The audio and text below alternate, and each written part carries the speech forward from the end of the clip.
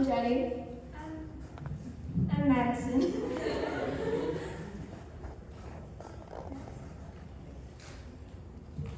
Our project is called Toys4Joy, and it was about teaching kids how to build animal toys from donated supplies and easily accessible materials.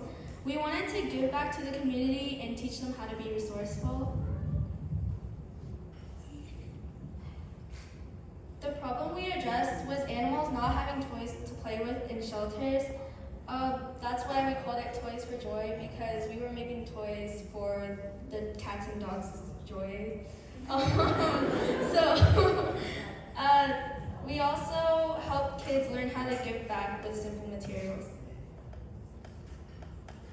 So basically, before we actually did the workshop months before, we planned out what materials we needed and what we could buy, and then like what people could donate to us.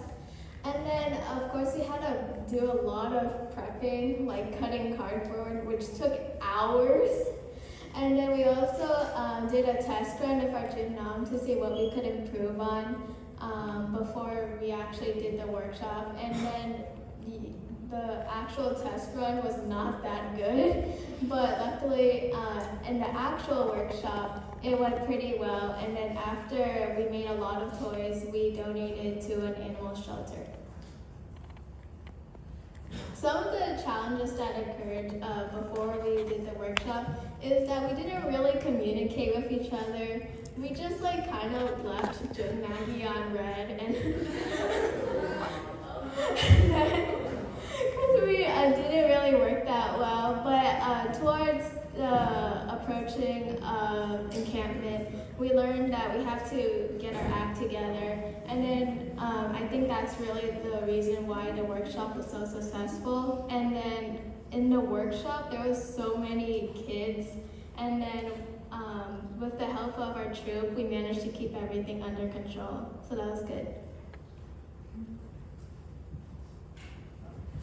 So some things, we each had our own role in making each toy. We would write out the instructions on what to do, and we'd gather the materials.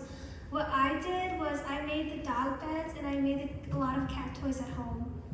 I was in charge of the station where we would braid pieces of clothes to make like some sort of rope for the dogs to play with. I was also in charge of finding out which shelters we could or couldn't donate to. It ended up being a lot of trial and error because I emailed like 15 shelters and only 2 replied. So I got one shelter that accepted dog donations but not cats, but then luckily I found one that accepted cat donations. What I did, I was in charge of like buying all the materials that we needed, and I worked on the toy that was on the left. And then we also all gathered and cut cardboard and cut shirts. Most of our money came from our cookie money from after the cookie season.